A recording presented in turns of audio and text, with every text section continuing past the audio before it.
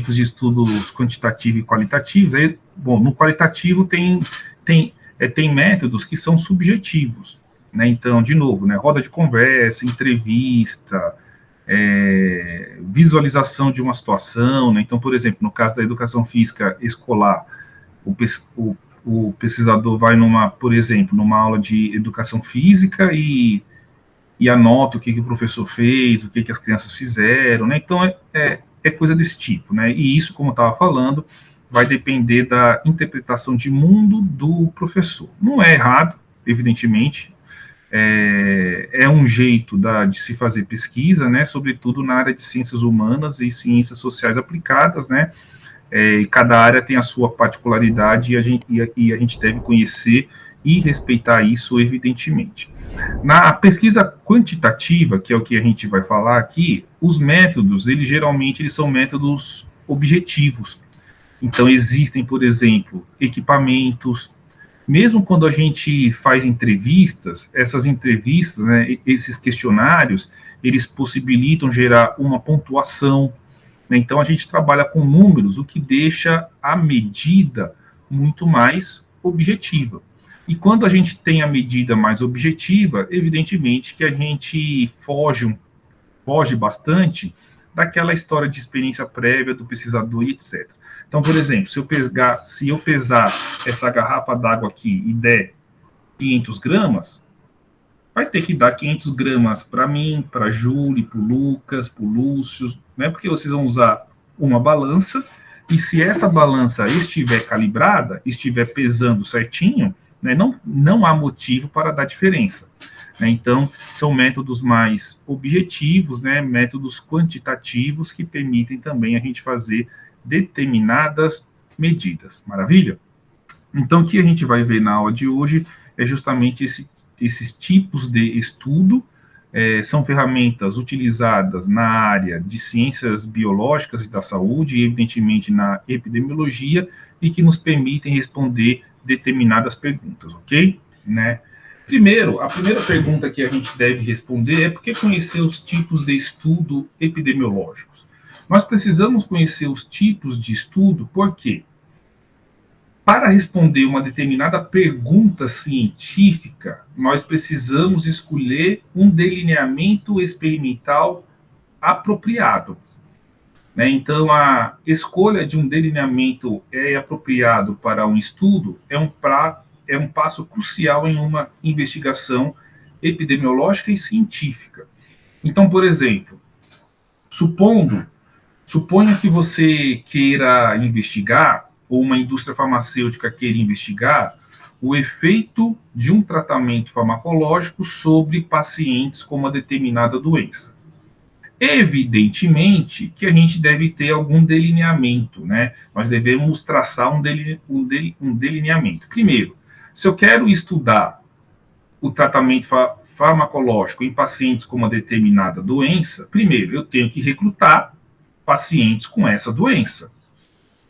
Portanto, eu vou ter que ter um critério diagnóstico para essa doença. E o critério diagnóstico foi algo que a gente discutiu nas aulas passadas. Então, qual que é o critério diagnóstico ideal para diagnosticar pessoas com COVID? É o teste do RT-PCR, né? Porque se baseia na biologia molecular e isso tem uma acurácia de 99,9%. Tá certo? Segundo, se eu quero fazer um tratamento dessa natureza é um procedimento crônico. Então, as pessoas elas vão ter que ser acompanhadas ao longo do tempo. E, finalmente, eu tenho que ter claro na minha mente qual desfecho que eu vou investigar. Por exemplo, pode ser taxa de cura? Pode. Pode ser taxa de mortalidade? Pode. Nos casos das doenças onde os pacientes são internados, pode ser alta hospitalar? Também pode. Tudo isso foi algo que a gente discutiu na aula da semana passada. Nós também devemos saber o seguinte: não existe tipo de estudo epidemiológico perfeito. O que existe é o tipo de estudo mais adequado para a pergunta que se quer responder. Né? Então, é necessário ter na cabeça que cada delineamento experimental, ou cada delineamento epidemiológico, ele possui vantagens e desvantagens. O que acontece? Será que a desvantagem é proibitiva? Se a desvantagem for proibitiva, tem que trocar a pergunta do trabalho, tem que tentar resolver essa questão de alguma maneira, percebe? Né? Então, é muito importante que isso fique claro também. O pesquisador, ele deve considerar, por exemplo, todas as fontes, todas as possíveis fontes de viés e de confusão e tentar reduzi-las. Né? Nós vamos ter uma aula, uma discussão sobre fontes de viés e de confusão. O que é um viés? Por exemplo, olha só, eu acho que eu até já falei disso para vocês. Eu quero investigar se um determinado treinamento, uma determinada modalidade de treinamento, é capaz de reduzir o peso, a massa corporal das pessoas, mais do que um segundo tipo de treinamento. Então vamos lá. Eu quero saber, por exemplo, se o treinamento intervalado de alta intensidade ele é mais efetivo para a perda de massa corporal quando comparado com o tradicional treinamento contínuo de moderada intensidade, né? Caminhada, corrida e etc. É uma discussão que está aí na moda dentro da nossa área, certo? Então, o que eu tenho? Quais são as possíveis fontes de viés? Então, supondo o seguinte: o grupo A vai fazer o HIIT, o treinamento intervalado de alta intensidade, o grupo B vai fazer o treinamento contínuo de moderada intensidade, e aí lá no final eu vejo que quem fez o treinamento contínuo de moderada intensidade perdeu mais peso em comparação com quem fez o HIIT. Maravilha. Mas será que esse resultado tem alguma coisa confundindo esse resultado? Por exemplo, será que ao longo do estudo as pessoas fizeram a mesma dieta? Se não fez, ou se isso não foi avaliado, isso pode ser uma possível fonte de viés e de confusão. Será que nos dois grupos eu tenho a mesma quantidade de homens e de mulheres? Será que um dos grupos era constituído por pessoas que tinham uma quantidade de gordura maior? Então, ou seja, se a pessoa tem uma quantidade de gordura maior, se ela é obesa, se ela tem sobrepeso, se ela tem obesidade, evidentemente que a facilidade com que ela tem de perder peso é muito maior quando comparado com uma pessoa magra, percebe? Então, tudo isso é fonte de possível viés ou fonte de confusão. E aí, nesse caso, nós temos que tentar reduzir essas fontes, né, de viés e de confusão, né? São fatores de confusão ou viés, né? Então, isso é algo que a gente deve se preocupar. Vocês estão acompanhando, provavelmente, né, essa história da Prevent Senior, sim ou não? Né? A Prevent Senior, do kit Covid, essa história toda. Ano passado, a Prevent Senior, ela publicou um artigo falando, né, desse negócio da cloroquina, que diminuía o hospitalar, né, dos pacientes e etc. Eu li esse estudo. E ali, gente, tem uma série de condutas científicas inadequadas que geram fontes de viés e de confusão. Por exemplo, os médicos, eles não eram cegados, e eu já vou explicar o que é cegado, para qual tratamento que a pessoa estava sendo submetida. Então, por exemplo, eu tenho o grupo A, pacientes com Covid que foram tratados com a cloroquina, e o grupo B, pacientes com Covid que foram tratados por outros tipos de tratamento. Aí tem um médico que está tomando conta dessa galera toda. Qual que é o ideal? O ideal é o médico não saber o que cada paciente está tomando. Por quê? Porque ele pode ser tendencioso. Por exemplo, a Prevent Senior quer mostrar que o kit Covid funciona. E eu sei que o seu Francisco, lá do leito 1, está tomando cloroquina. Então, o que eu vou fazer? Eu vou dar alta para ele, para isso entrar no resultado do trabalho como sendo algo bom. Portanto, isso não é uma conduta científica adequada. É desejável que o estudo seja duplo cego. O que é esse duplo cego? Nem o paciente, nem o pesquisador sabe o que a pessoa está tomando, sabe o que o paciente está tomando, né? Percebe? Vamos trazer para a nossa área, para a área da educação física. Uns tempos atrás, a gente fez um trabalho junto com o pessoal da faculdade de nutrição. Resumindo muito, qual que era a pergunta do trabalho? O pessoal da nutrição queria saber se a suplementação de cafeína melhorava o desempenho esportivo. Aí eles recrutaram os atletas corredores, esses atletas fizeram teste lá na pista de atletismo da faculdade, etc.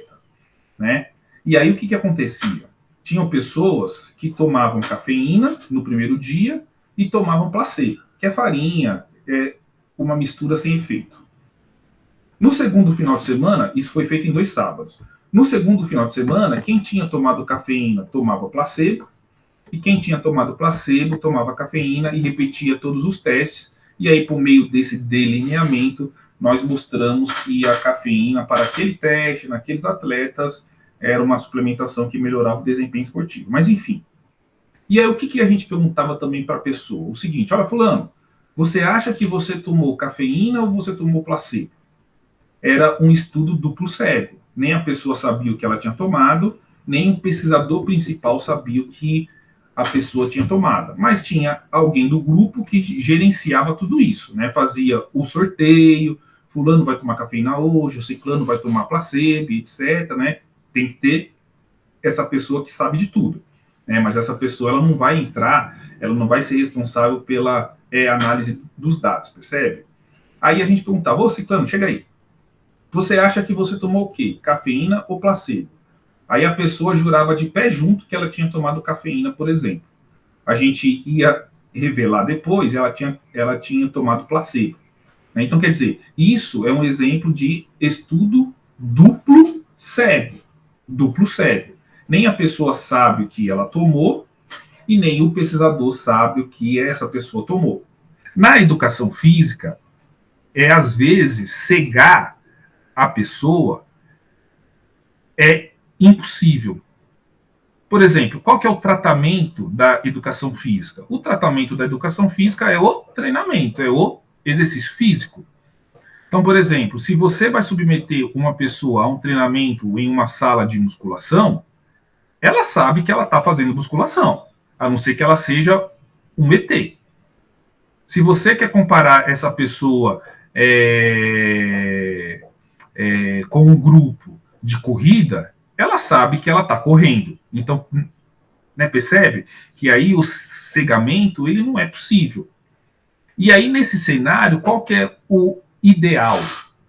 A pessoa responsável pela análise estatística, que foi o conteúdo que vocês tiveram lá com o Gustavão, essa pessoa, ela não sabe quem fez o quê. Então, ela não sabe quem foi do grupo musculação e ela também não sabe quem foi do grupo corrida. E isso dá uma credibilidade muito maior para o trabalho, percebe? Tudo isso, gente, na intenção de reduzir essa história das fontes de viés e fontes de confusão. Essa que é a ideia. Mais um exemplo para a gente encerrar e para a gente prosseguir também.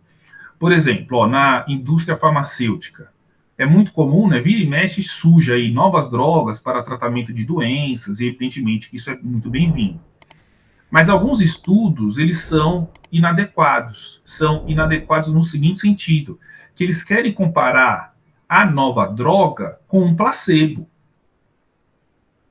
E a ideia não é essa. Se a indústria criou uma nova droga, o ideal é comparar essa nova droga com a droga disponível comercialmente.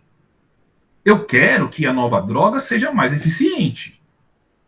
Se isso for verdade, eu tenho que comparar com um grupo de pacientes tratados com a droga disponível comercialmente. Se a nova droga for mais efetiva, beleza, eu vou tirar a droga velha do mercado. Se a nova droga for menos efetiva, ou seja, essa nova droga não serve para nada, porque o que está disponível no mercado é mais eficiente. Ah, professor, mas se a nova droga tiver o mesmo efeito terapêutico da droga antiga? Aí nós temos alguns caminhos a percorrer. Primeiro, será que essa nova droga ela é mais barata? Se for, ela pode substituir a droga que está disponível comercialmente. Será que a nova droga gera menos efeitos colaterais? Se isso for verdade, em que pese os efeitos terapêuticos serem iguais, essa nova droga consegue substituir a droga velha. Então, a gente tem que fazer todos esses arrazoados, né? Eventualmente, a gente deixa a droga velha, a gente não, né? A indústria farmacêutica deixa a droga velha e coloca mais uma droga disponível no mercado, e aí o médico que for prescrever, o paciente, né? O paciente hoje tem muita escolha, né? E isso é um negócio bom. Eles vão selecionar o que melhor lhe convier, tá certo? Então, esse é o cenário. Isso tudo para reduzir o fator de confusão e, evidentemente, que os aspectos éticos eles são muito relevantes, né? Então, a gente não vai submeter nenhuma pessoa a um tratamento que possa prejudicá-la, né? Pode prejudicar não só a saúde física, bem como a saúde mental. E é por isso que os estudos, os projetos de pesquisa, eles devem ser submetidos a um comitê de ética. Então, por exemplo, na UFG tem dois comitês de ética. Tem um comitê de ética do Campus Samambaia e tem um comitê de ética do HC, do Hospital das Clínicas, né? Todas as universidades federais, né, as universidades públicas de uma maneira geral, têm os seus comitês de ética, né, que são constituídos por pessoas de diferentes áreas e da sociedade civil também. Então, por exemplo, até um tempo atrás, no comitê de ética da UFG tinha um padre. E é bacana isso, entendeu? Porque é necessário essas diferentes visões de mundo, né, para avaliar um projeto de pesquisa. Isso não quer dizer que a pessoa deva fazer juízo de valor. Por quê? Porque as questões éticas, elas são normatizadas. No Brasil, quem normatiza a pesquisa com seres humanos é o CONEP, é o Conselho Nacional de Ética em Pesquisa, por meio da resolução 466 de 2012. Se vocês tiverem curiosidade de ler, vale a pena. Tá certo? Então, tudo que é avaliado em um projeto de pesquisa está aí no CONEP. Então, por exemplo, eu posso até não concordar com determinado procedimento, mas se o projeto ele se adequa ao que está na resolução do Conselho Nacional de Ética em Pesquisa, eu não posso lá e reprovar um projeto de um colega meu, de um professor, percebe? Né? Em que pese essas diferentes visões de mundo serem interessantes. Se vocês tiverem também curiosidade de entrar na página do Comitê de Ética da UFG, vocês vão ver lá que os membros são das diferentes faculdades, né? E não é só da área de ciência da saúde, não. Tem o pessoal da engenharia. Ah, mas da engenharia é. Ah, mas prédio não responde termo de consentimento livre e esclarecido. Não responde. Mas a visão desse professor é muito importante. Então, tem o pessoal das engenharias, do direito, da educação física, nós temos 2 professores lá no comitê de ética, da nutrição, da enfermagem, da história, membros da sociedade civil, professores aposentados, né? Então, quer dizer, é um grupo constituído, salvo o melhor juízo, por umas 50 pessoas, né? E são essas 50 pessoas que vão avaliar os projetos de pesquisa que são destinados ao Comitê de Ética da UFG. Por que destinados? Porque existem faculdades, sobretudo as faculdades particulares, que não têm comitê de ética. E nessas faculdades, eventualmente, existem projetos de pesquisa que estão sendo conduzidos. E esses projetos devem ser apreciados por um comitê de ética. E aí, o que o CONEP, que é esse órgão maior do governo federal, faz? Vai destinar esse projeto desse professor dessa faculdade particular para o comitê de ética mais próximo dessa faculdade. Então, por exemplo, sei lá, aqui em Goiânia, vamos ver uma faculdade, sei lá, Faculdade União de Goiás. Eu estou chutando, tá, gente? Eu sei que essa faculdade existe, mas de repente tem até comitê de ética lá, mas supondo que não exista. Né? Provavelmente, um projeto dessa faculdade vai cair no comitê de ética do Campus Samambaia ou no comitê de ética do HC, percebe? Então, as questões éticas, elas são muito relevantes, e o comitê de ética tem como iniciativa primária defender a saúde do participante do projeto de pesquisa, que não necessariamente é um paciente, pode ser uma pessoa saudável. Né? Lá no meu laboratório, a gente faz medidas dos projetos de pesquisa em pessoas supostamente saudáveis. Né? Muitos dos nossos voluntários são os estudantes da própria faculdade. Né? Então, são pessoas saudáveis, não tem doença crônica, nada disso, salvo o melhor juízo, percebe? Né? Então, respondendo essa primeira pergunta, nós devemos conhecer os tipos de estudos epidemiológicos justamente por conta disso. Né? Não é todo estudo, não é todo delineamento que permite responder uma determinada pergunta. E aí eu vou apresentar para vocês os tipos de estudos epidemiológicos. Né? Então, por exemplo, esses estudos, e aqui eu estou falando somente da pesquisa quantitativa, tá bom? Esses estudos, eles podem ser observacionais ou eles podem ser experimentais. Nos estudos experimentais, como o próprio nome sugere, o participante, o paciente, ele será submetido a um procedimento experimental. Na educação física, esse procedimento experimental, na grande maioria dos projetos, é submeter esse participante a uma sessão de exercício, a um protocolo de treinamento, etc. Na medicina, pode ser um tratamento farmacológico, uma cirurgia ou coisa do tipo, né? Então, tudo isso é um tratamento experimental. E existem também os tratamentos, os estudos, melhor dizendo, desculpe, os estudos observacionais, né? Então, o que acontece? Nos estudos observacionais, eu não vou submeter o participante a nenhum tratamento ou treinamento, no caso da educação física. Eu vou somente observar. E eu vou relatar o que acontece. Então, permite, né, nesse caso, permite que a natureza determine o seu curso. Ou seja, eu vou medir, mas não vou fazer nenhuma intervenção. Sabe qual que é um tipo de estudo observacional? É o estudo de caso. Um estudo de caso, né? Então, tem vários colegas aí de vocês que no TCC fazem um estudo de caso, mas eles erram por quê? Porque eles chamam de estudo de caso, mas eles fizeram uma intervenção, mesmo que tenha sido feito em uma única pessoa. Se fez uma intervenção, já não é mais um estudo observacional. Trata-se de um estudo experimental. Em um estudo observacional, eu só vou ver. Né? Os estudos observacionais, eles podem ser descritivos, né? Então, de novo, como o próprio nome sugere, vai descrever o que acontece, né? Então, limita-se a descrever a ocorrência de uma doença. Trata-se do primeiro passo de uma investigação epidemiológica. E aí, trazendo para o exemplo recente.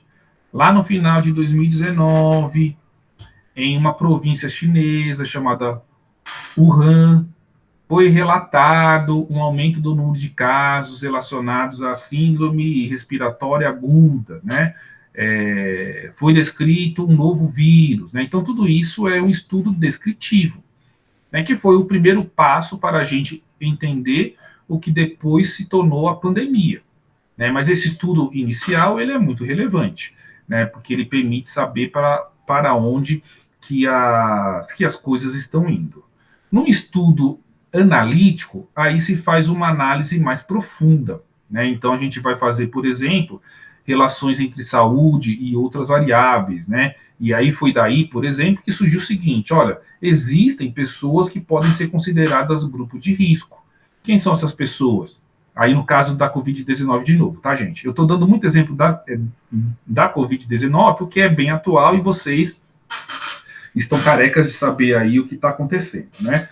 Então, quais são os grupos de risco? Pessoas idosas, pessoas com comorbidade, né? Então, se viu, né, quando se fez essa análise entre quem teve Covid e quem, por exemplo, morreu, viu que a taxa de letalidade entre as pessoas idosas é muito maior em comparação com as pessoas mais jovens, né? Então, aí se fez uma análise mais aprofundada, né? Eu até falei para vocês na semana passada, né? A taxa de letalidade entre negros, ela é maior em comparação com os brancos, né? Então, isso já é um estudo observacional, não submeteu as pessoas a nenhuma experimentação, mas fez uma análise mais apropriada. né, fez uma análise mais rebuscada, mais profunda, né? Então, o que acontece? Os estudos epidemiológicos, de fato, eles são quase todos que analíticos, né? Então, a epidemiologia, ela se preocupa em fazer essas análises mais aprofundadas, e é por isso que os estudos epidemiológicos, eles têm necessariamente uma análise estatística muito rebuscada, né? Aí, só para dar para vocês um exemplo, né? A gente publicou recentemente, isso aqui não tem 2 semanas, né? Um estudo que a gente mostrou, nós mostramos cientificamente que o retorno das aulas, mesmo que no formato remoto, foi bom. Foi bom para a saúde mental dos estudantes. Então, a gente mostrou, nós fizemos 2 medidas. Uma medida no tempo sem aula e uma medida logo depois que as aulas remotas voltaram. E a gente viu que os sintomas de depressão nos estudantes diminuíram. Então, pelo menos do ponto de vista psiquiátrico, mental, a decisão das universidades, não somente da UFG, de retorno das aulas no formato remoto, pareceu acertada e a gente mostrou isso do ponto de vista científico. Veja bem, gente, eu não estou falando que não tenha gente com dificuldade e etc. Né? Mas naquele grupo de estudantes que nós avaliamos, a gente mostrou isso, e isso é um dado científico, percebe? Trata-se de um estudo observacional, onde a gente fez uma análise mais aprofundada. Né? Enfim, né? Só para vocês verem como que a coisa pode crescer. E aí nós temos os estudos experimentais, né? Os estudos que envolvem uma intervenção, né? Na tentativa de mudar o desfecho de uma determinada condição ou o desfecho de uma doença. Então, por exemplo, na educação física, geralmente os desfechos estão associados com os atributos da aptidão física, certo? Então, quais são eles? A avaliação do condicionamento cardiorrespiratório, força, potência e resistência muscular, composição corporal, perda de massa corporal, flexibilidade. Né? Então, todas essas variáveis relacionadas à aptidão física são desfechos de interesse da área da ciência do exercício ou de áreas correlatas. Né? Por exemplo, na medicina ou em áreas correlatas também, o desfecho qual ou quais podem ser? Taxa de alta, taxa de internação, ocupação de leito, taxa de mortalidade, por exemplo, número de remédios tomados por uma pessoa. Tem um trabalho nosso que a gente mostrou o seguinte: nós avaliamos pessoas que tinham hipertensão arterial, e essas pessoas, elas participavam daquelas academias da terceira idade, sabe? Que tem nas praças aí da cidade e tal. Foi um trabalho que eu fiz quando eu estava lá na UFES, fazendo o meu pós-doutoramento. E aí, o que a gente mostrou? A gente mostrou que os idosos com hipertensão, que frequentavam essas academias, eles tomavam menos medicamento em comparação com os idosos que eram sedentários. Então, isso é um desfecho interessante para a educação física e para a medicina. Percebe? Então, existe uma intervenção nessa situação. Nessa tabela, aí existem várias outras, né? Mas essa tabela é uma tabela que resume, basicamente, os principais tipos de estudos epidemiológicos: os observacionais e os experimentais. Nós vamos focar muito, daqui a pouco, nesses estudos experimentais, mas nós vamos falar também dos estudos observacionais. Então, olha só, de novo, os estudos observacionais, eles podem ser descritivos, só faz uma descrição, eles podem ser analíticos, eles podem ser de correlação. Então, por exemplo, que é também denominado de estudo ecológico. Então, será, por exemplo, que existe correlação entre nível de aptidão física e presença de sintomas de depressão e ansiedade? Isso é um estudo ecológico. Como que eu faria isso de uma maneira simplória? Existem questionários para a gente medir nível de atividade física, vai ser até uma das aulas da Rízia, e existem questionários também para a gente avaliar os sintomas de ansiedade e depressão. Cada um desses questionários vai gerar uma pontuação e depois eu faço uma correlação, um teste estatístico de correlação. Existem os estudos transversais. Os estudos transversais, também chamado de prevalência, né, eu quero saber qual que é a prevalência de uma determinada situação. Dos casos controle, que a gente já vai falar daqui a pouquinho, existem também os estudos de corte, que eu também vou falar daqui a pouquinho como que eles funcionam, né? O estudo de corte, ele também pode ser chamado de estudo longitudinal, ou de follow-up, né? Follow-up, a tradução para o português seria segmento. Então, essas pessoas elas serão acompanhadas durante um determinado tempo. Isso é um estudo de follow-up, é um estudo de segmento. É um estudo de segmento, né? E existem os estudos casos-controle, que daqui a pouco eu vou falar como que ele funciona, ou caso referência como que. Os estudos experimentais, aqui nós vamos falar basicamente dos ensaios clínicos randomizados. Ensaio clínico randomizado controlado ou ensaio clínico randomizado controlado com grupos, né, com clusters, né, que a gente fala. Existem também os ensaios de campo e os ensaios comunitários, né? Tudo isso são estudos epidemiológicos que permitem a gente responder determinadas perguntas. E aí, entrando mais especificamente nos estudos, e começando pelos estudos descritivos, né, são estudos que simplesmente descrevem, mas eles são o primeiro passo para uma investigação epidemiológica. Vamos lá. Em 1981, foi descrito, foi publicado na New England, né? Então a New England Journal of Medicine é uma das revistas mais prestigiadas do mundo científico dentro da área de ciências da saúde, né? Publicar na New England, né, para um pesquisador é um feito muito importante, tá certo? Eu não tenho nenhum artigo na New England, né? Mas seria um feito muito importante, né? Então, vamos lá.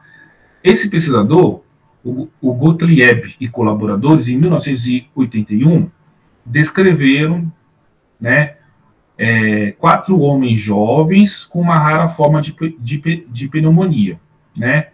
E aí, esse foi o primeiro estudo, entre vários outros estudos, sobre uma doença que depois ficou conhecida como AIDS, né? Nessa época, no começo dos anos 80, eu acho que ninguém aqui, com exceção da minha pessoa, era nascido, a AIDS, né, nesse tempo foi feito a pandemia da Covid-19, ninguém sabia o que ia acontecer, né, e etc, né, e aí surgiram vários estudos, aí depois se mostrou que a AIDS deprimia o sistema imunológico, foi por isso que essas pessoas tiveram essa pneumonia.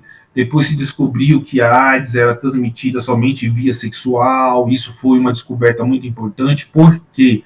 Porque naquela época se pensava que a AIDS poderia ser transmitida pela picada de algum mosquito, né, como é a dengue, né? Se isso fosse verdade, a situação teria sido muito mais delicada, né, percebe? Então, foram passos.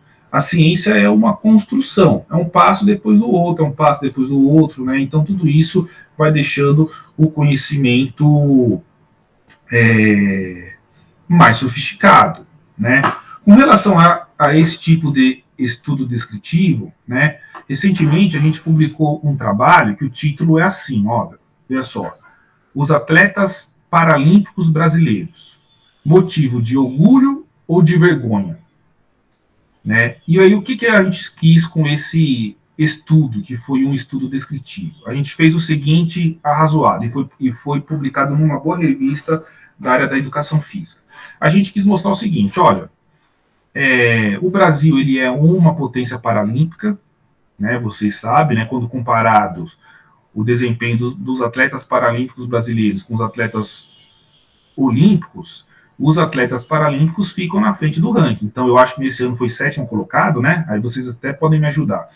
E os atletas, e o Brasil nas Olimpíadas ficou em 12º, né? Então, quer dizer, o Brasil é uma potência paralímpica.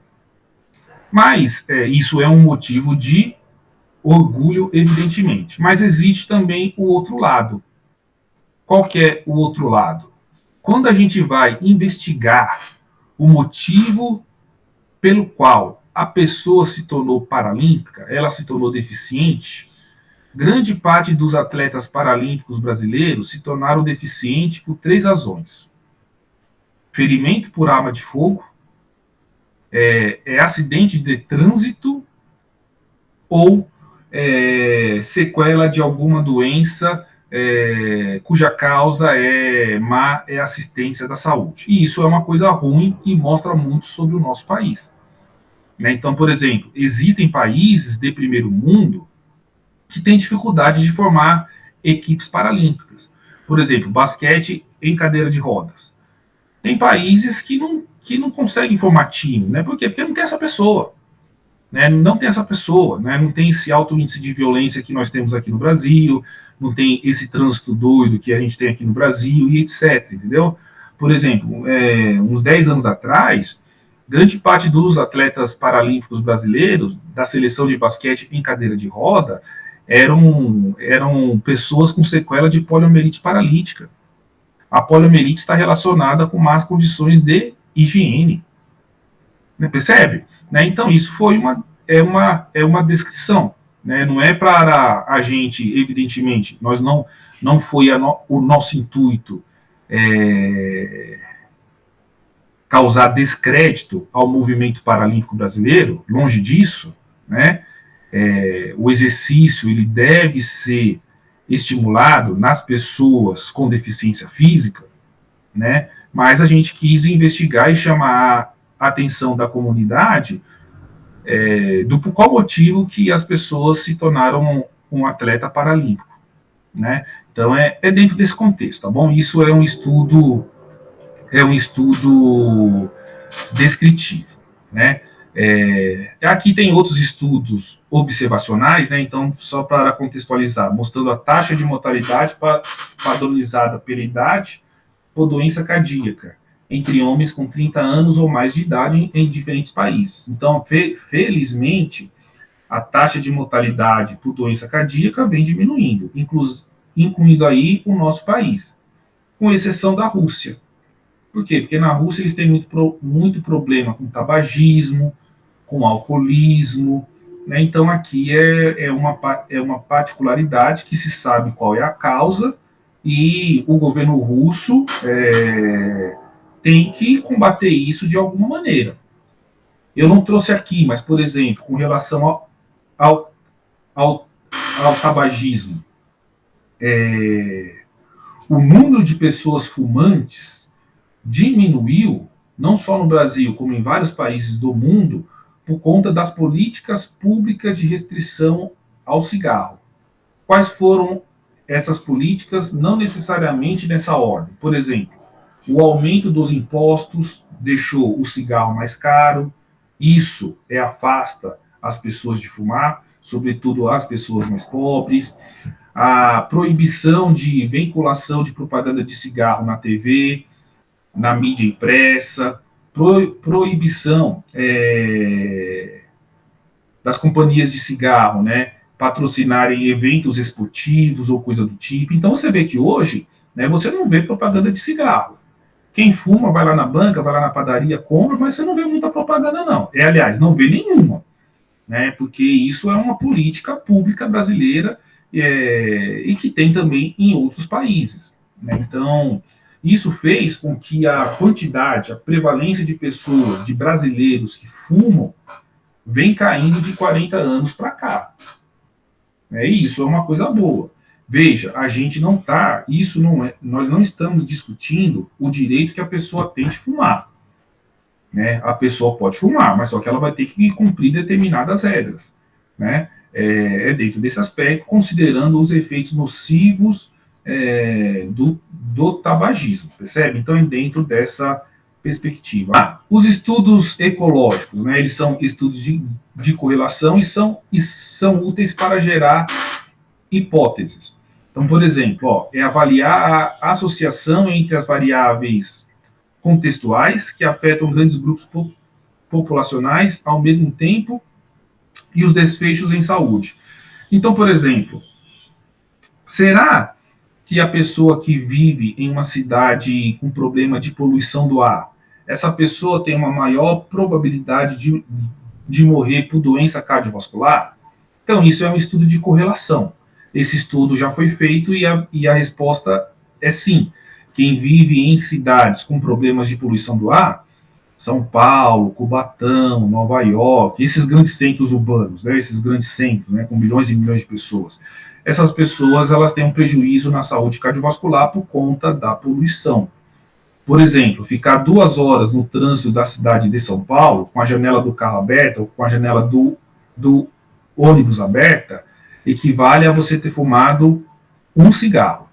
Né? Então, quer dizer, tudo isso vem desses estudos ecológicos ou estudos de correlação. Por exemplo, olha só, aqui tem um exemplo de estudo ecológico ou de correlação. Né? Então, o que nós temos aqui? Ó? Nós temos a temperatura do ambiente, temperatura máxima, eu estou mostrando aqui com o meu mouse, temperatura mínima na cidade de Paris em 2003. E essas barras é o número de óbitos. Número de óbitos em excesso. Né? Quer dizer, infelizmente, todo dia morrem pessoas. Isso é normal. Mas quanto morreram é a mais do que estava se esperando. Então, por exemplo, agora na pandemia, né, nós estamos com quase 600 mil vidas perdidas, né, por conta da Covid. Essas são 600 mil vidas a mais. Né, não se esperava que todos esses brasileiros a mais perdidas, né? Não se esperava que todos esses brasileiros viessem a óbito, né? Bom, enfim. Aí voltando aqui nessa figura, qual é a correlação aqui? Naqueles dias com temperaturas maiores, foram os dias que morreram mais pessoas. A partir do momento que a temperatura caiu, a temperatura máxima caiu, repare que o número de pessoas que foram morrendo foi diminuindo, né? E isso é uma notícia que todo ano tem, né? No verão europeu, né? Idosos em um asilo morreram por conta de calor, né? Então é uma notícia frequente, né?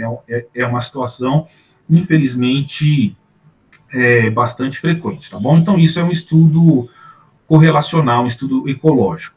Não sei se o professor Gustavo falou, provavelmente sim, tem que tomar cuidado com correlação. Por quê?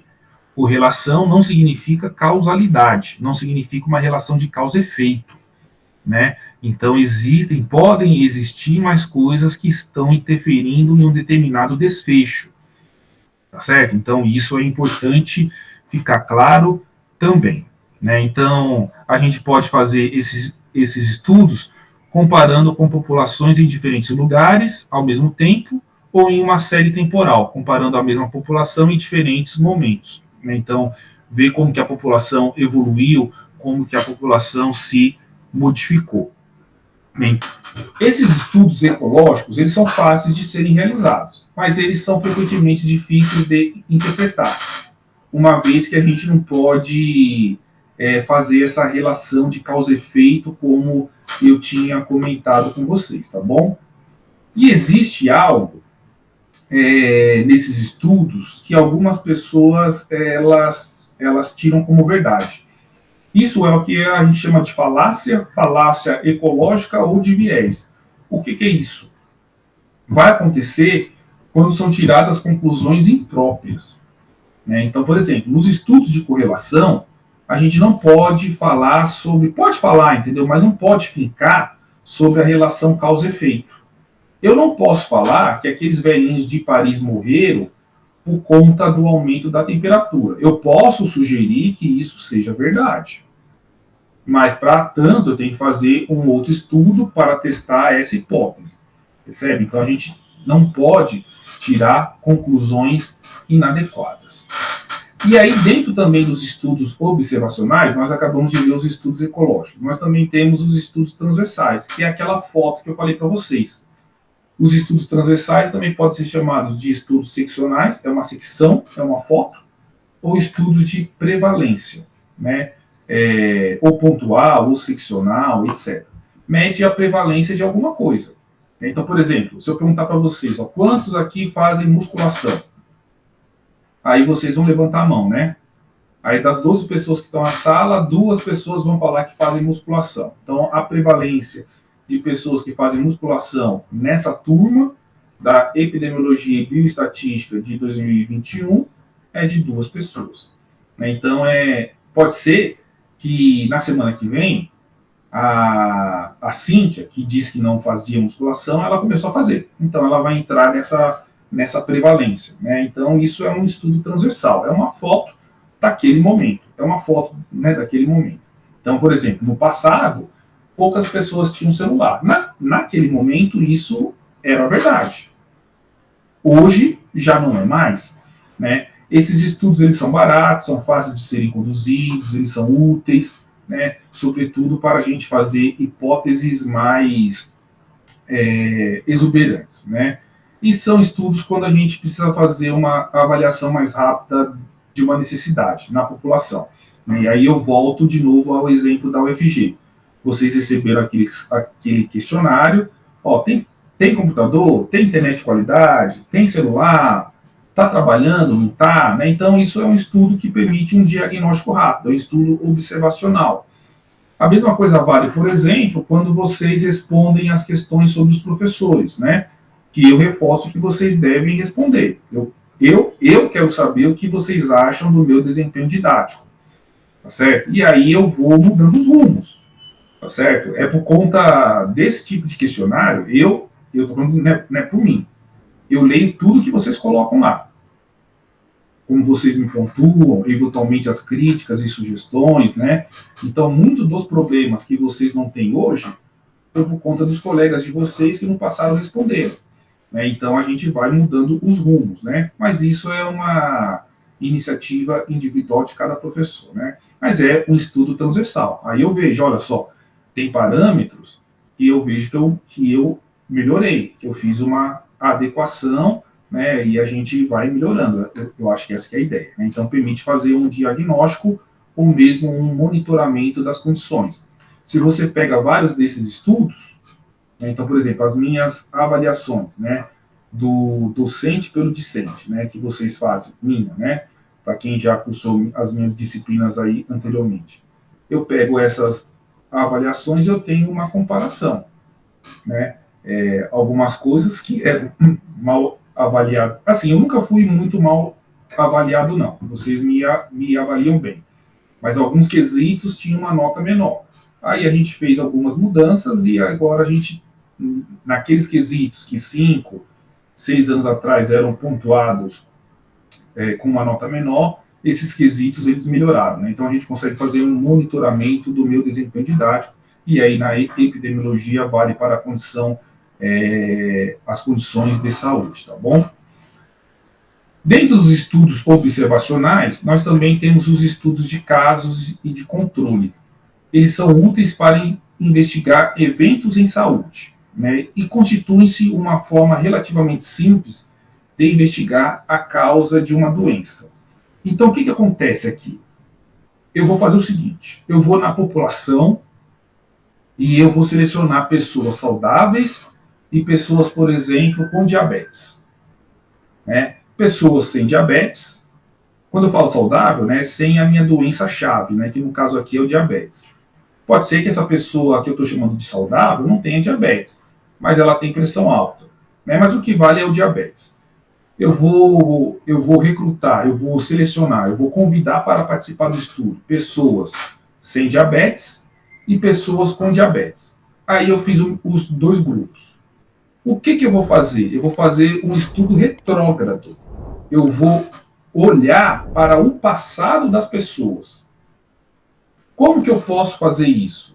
Será que a pessoa que tem diabetes, ela, na vida dela, na vida pregressa dela, ela fez uma quantidade de atividade física menor do que as pessoas saudáveis?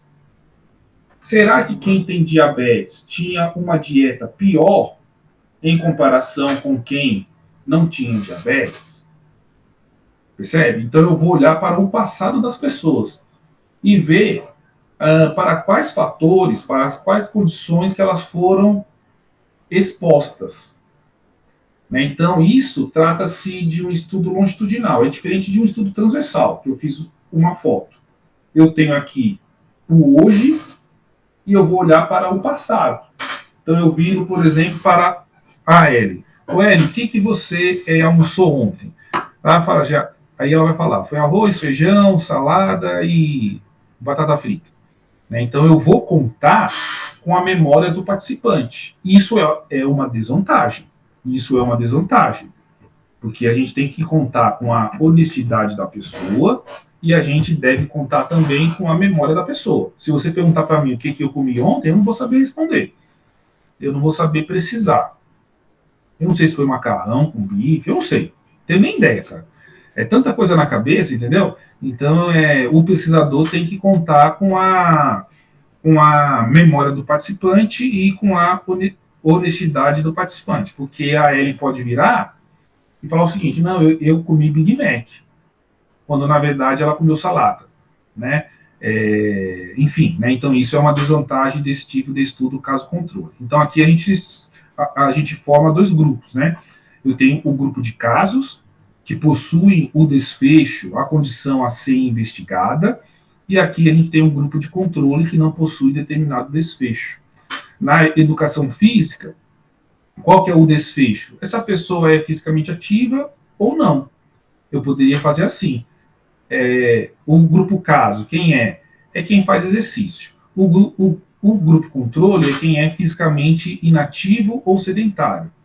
Aí eu vou ver o seguinte: será que a pessoa que é sedentária ou fisicamente inativa tem uma maior prevalência de sintomas de ansiedade e depressão? Eu tenho como medir isso. Então, isso seria também um tipo de estudo caso-controle, certo, gente? Isso é um tipo de estudo caso-controle, né? Então, olha só, no caso-controle, o que acontece? Ó, eu tenho a população, eu vou selecionar da população pessoas com a doença ou com um desfecho, não necessariamente precisa ser doente, tá? A gente fala doente porque a epidemiologia está preocupada com saúde e doença da população, mas pode ser qualquer desfecho, por exemplo, condições financeiras, nível de atividade física, enfim, eu acho que vocês compreenderam. E eu tenho aqui as pessoas controles, né, as pessoas sem a doença. Aí eu vou ver, dentro dessas pessoas, casos, dentro do grupo caso e dentro do grupo controle, quem foi exposto e quem foi não exposto a uma determinada condição. Quem foi exposto e quem foi não exposto. Repare que essa linha tracejada representa o tempo. E aqui representa a direção do estudo. Então aqui, olha só, se eu fizer aqui uma linha vertical, essa linha aqui é o tempo presente. É o presente, é o dia de hoje. Hoje é dia 5 de outubro, 5/10. Aí eu vou olhar para o passado. Então, a direção do estudo é no passado, é lá para trás. Eu vou ver o que a pessoa fez. Eu vou ver o que a pessoa fez. O caso controle. Então, aqui tem um exemplo. Ó. Associações entre consumo recente de carne e enterite necrotizante, que é uma doença do trato gastrointestinal, na Papua Nova Guiné. Né? Então, o que acontece? Ó, é a pessoa com a doença, sim ou não? Sim é caso, não controle. E se a pessoa comeu a carne. Né? Então, dentre os que tiveram a doença, 50 comeram carne. Entre os que não tiveram a doença, só 16 comeram carne e 41 não comeram. Né? Então, isso já mostra que quem comeu tinha um problema nessa carne de alguma ordem. Quem comeu a carne teve a doença enterite necrotizante. Evidentemente, aqui a gente faz um teste estatístico, né, que o teste aqui mais adequado é o Q quadrado, é um teste de associação, que eu acho que o professor Gustavo deve ter mencionado, né? Similar ao Q quadrado, tem o teste exato de Fischer, mas são testes que mostram a associação entre duas condições. Aqui, se a pessoa tem a doença ou se a pessoa foi exposta a uma determinada, no caso, ingestão de carne. Né? Então, a gente vai olhar no passado da pessoa, tá bom? E aí, finalmente, também, nós temos os estudos observacionais, né? Dentro dos estudos observacionais, nós temos os estudos de corte ou de follow-up, né? De segmento, né? De acompanhamento. Né? Vocês vão entender como funcionam isso. Esses estudos eles também são longitudinais e eles podem ser denominados de incidência, estudos de incidência. Lembrando que incidência é diferente de prevalência, lembra? Incidência é número de casos novos. Os estudos de corte, eles são o melhor delineamento observacional para gerar hipóteses causais. Daqui a pouco vocês vão entender o que eu quero falar com essa palavra. Diferente do estudo caso-controle, como que a gente vai fazer os estudos de corte? Nós não vamos procurar pessoas doentes, não. Eu só vou recrutar pessoa saudável. É diferente. Eu vou recrutar pessoa saudável. Todo mundo que é saudável vem para cá.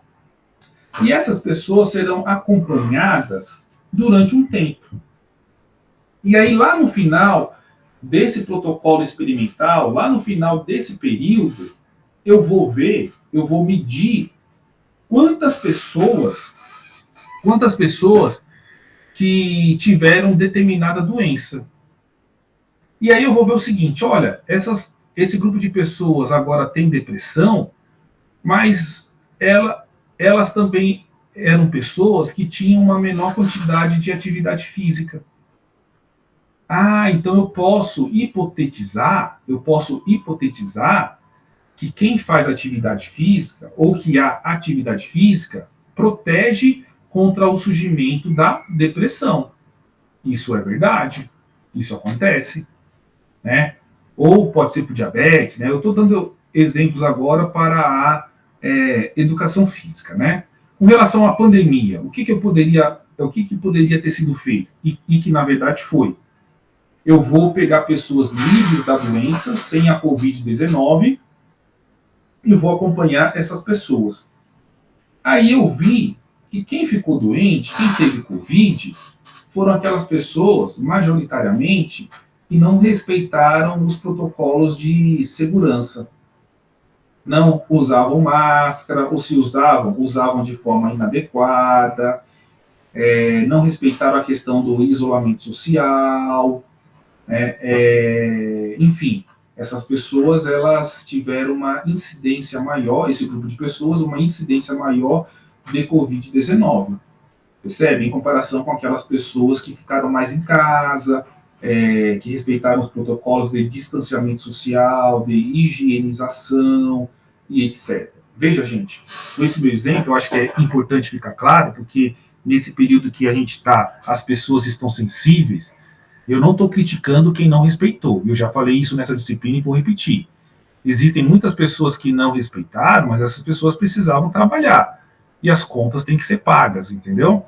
É só isso, tá bom? Mas isso mostrou do ponto de vista científico que máscara, higienização de superfície, das mãos com álcool gel, isolamento e distanciamento social eram medidas protetivas exuberantes para a Covid-19. E depois surgiu a vacina, né, que aí é a principal medida. Olha só, as variáveis de interesse são medidas e acompanhadas ao longo do tempo, com o objetivo de verificar o surgimento de novos casos de doença, de uma determinada doença. Então, de novo, inicialmente, as pessoas são saudáveis. Ao longo do tempo, a gente vai vendo quem vai ficando doente, quem vai permanecendo saudável. O que essa pessoa que permaneceu saudável está fazendo de diferente em comparação com aquela que ficou doente? Aí vai fazendo essas medidas e lá no final do estudo a gente vai gerar hipóteses causais. Foi dessa maneira que a ciência, né, que a gente não, né, eu sou café pequeno, que a ciência mostrou que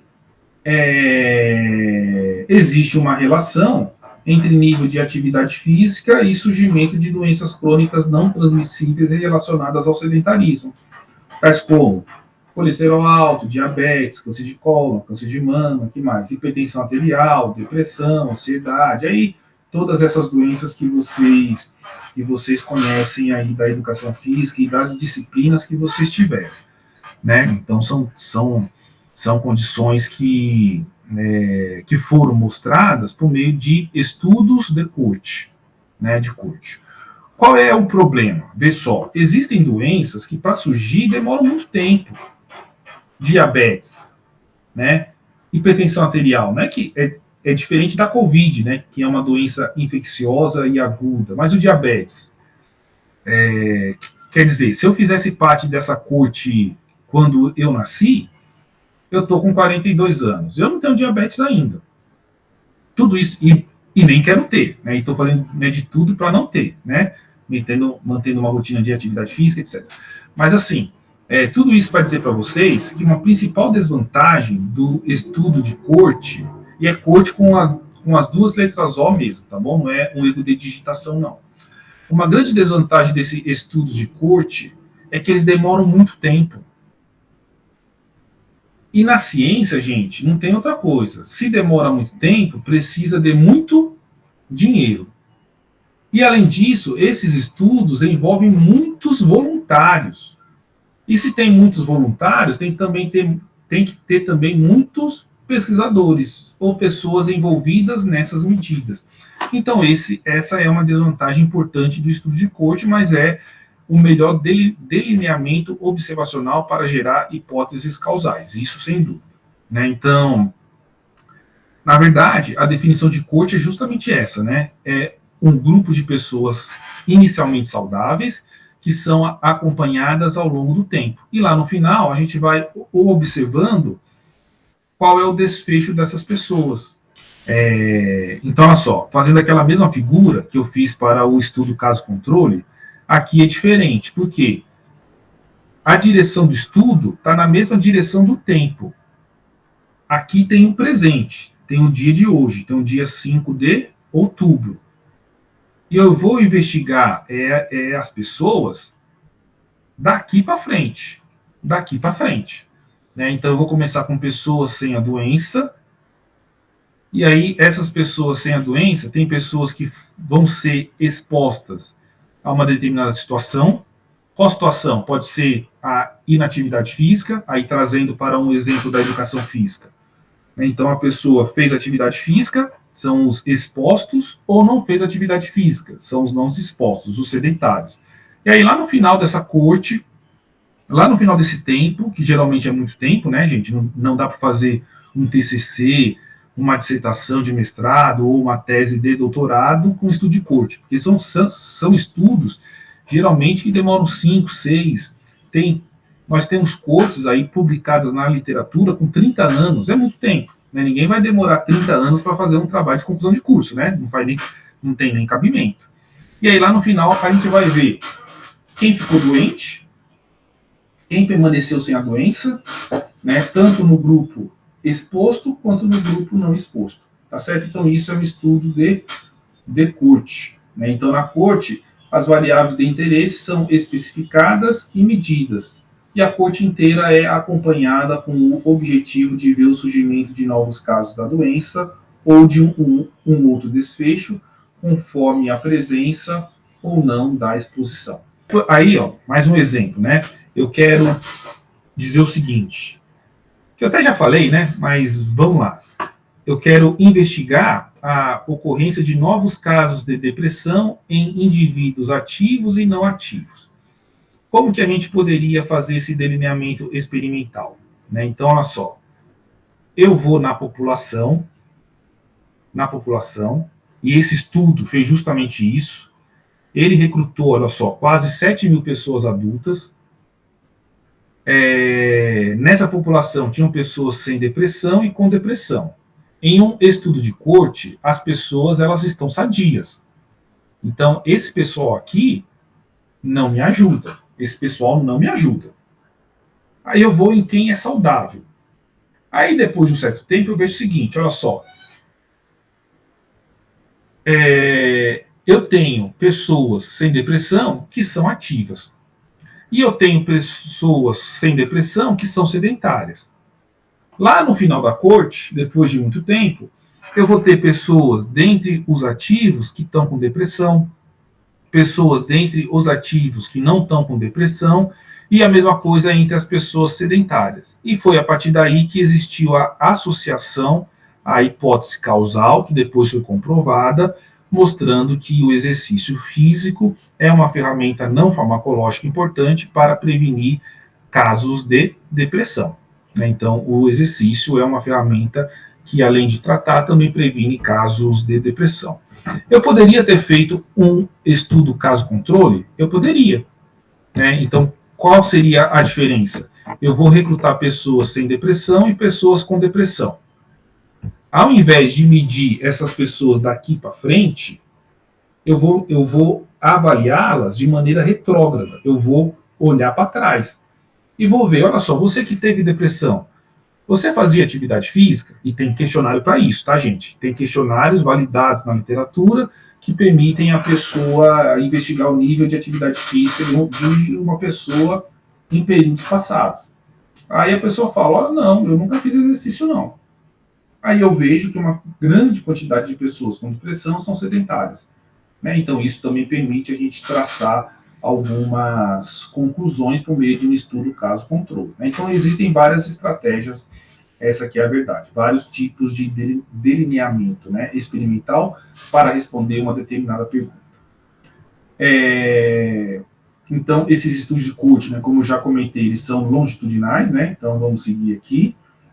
Fornecem a melhor informação sobre a etiologia de uma doença e a medida mais direta do risco de desenvolvê-la, mas tem uma desvantagem que esses estudos são muito caros, precisa de muita gente, muitos pesquisadores, muito dinheiro, são estudos caros, né? Requer longos períodos de acompanhamento, né? Então, eventualmente, por exemplo, tem um participante que faz parte daquela corte, daquele grupo que está sendo investigado, e essa pessoa muda de cidade, ou ela falece, eventualmente ela não quer mais participar, e é direito dela, porque o comitê de ética resguarda esse direito da pessoa não querer mais participar, né, percebe? Então tudo isso deve ser levado em consideração, né, tudo isso deve ser respeitado, né? Então, são características de um estudo de coach, né? Então, a gente vai precisar de um grande tempo, né? Podem ser utilizados para investigar os efeitos crônicos ou tardios de uma determinada condição, né? Então, diabetes, hipertensão arterial são doenças crônicas, né? Elas não aparecem de um dia para o outro, demora um certo tempo. Não é porque uma pessoa ficou 7 dias comendo doce que ela vai ficar com diabetes, que ela vai ter diabetes. Não, se ela ficar isso de uma maneira crônica, durante muito tempo, fazendo isso, lá no final, a probabilidade dela ter diabetes, né, depois de alguns anos, é alta. Então é isso que a literatura mostra. Né? Como esse tipo de estudo recruta pessoas saudáveis, a gente consegue, na mesma corte, isso que é uma coisa interessante, avaliar diferentes desfechos. Não somente um desfecho de interesse, não somente, por exemplo, depressão ou diabetes. A gente consegue aproveitar essa mesma corte e avaliar vários desfechos. E isso é muito desejável pelo motivo desse tipo de estudo ser muito caro. Então, quanto mais pesquisadores puderem aproveitar esses participantes, melhor, tá bom? Então, existem algumas aplicações, né, desses, aí já finalizando os estudos observacionais, né? Então, por exemplo, olha só, se a gente quer fazer uma pesquisa de uma doença rara, não dá para fazer um estudo de corte. Por quê? Porque, olha só, tem doenças que a incidência dessa doença é de 1 para cada 10 mil nascidos vivos. Né? Então, quer dizer, você pode avaliar 9 mil pessoas e nenhuma pessoa ficar doente. E aí você perdeu toda a sua corte. Então, nesse caso, os melhores delineamentos são os estudos ecológicos e caso-controle. Eu vou lá no hospital, vejo quem tem essa doença rara e vejo o que essa pessoa fez lá no passado. Né? Mas agora, se eu quero, por exemplo, mensurar, fazer a mensuração direta de número de casos novos, aí sim você faz um estudo do tipo corte. Né? Então eu vou recrutar pessoas saudáveis e eu vou medindo a incidência desse determinado desfecho. Né? Então, assim, para resumir, né? Cada estudo tem a sua vantagem e desvantagem, e cada estudo ele é mais apropriado para uma determinada situação. Aí não sei como que está isso no curso de vocês, né? Mas nos TCCs, né? Nos trabalhos de conclusão de curso. o que a gente vê? Né? Na grande maioria dos TCCs, o que é feito é um estudo transversal. Quando é feito um estudo observacional, se faz um estudo transversal.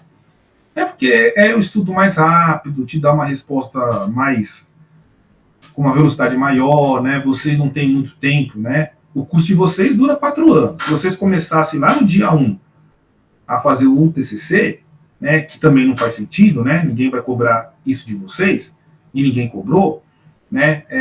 Vocês teriam 4 anos, né? Para aqueles que estão passando em tudo, né? Não para aqueles que foram reprovando e eventualmente foi ficando com um pouquinho mais de tempo. Vocês teriam 4 anos para conduzir um estudo, o que para os objetivos da graduação não faz sentido.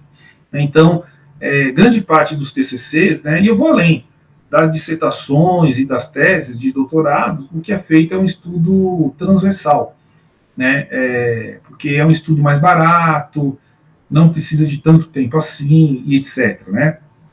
Quando a gente submete a pessoa a um tipo de treinamento, a um tipo de protocolo de exercício, isso não é mais um estudo observacional. Isso é agora um estudo experimental, tá certo?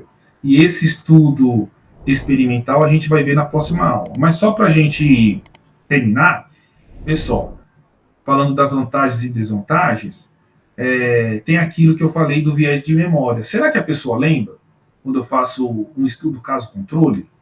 Eu separo quem é caso, quem é controle e vou perguntar dela lá do passado. Lá do passado. Mas será que ela está de fato lembrando sobre aquilo? Né? É o que eu brinquei, né, com vocês. Eu não lembro o que eu comi ontem na hora do almoço.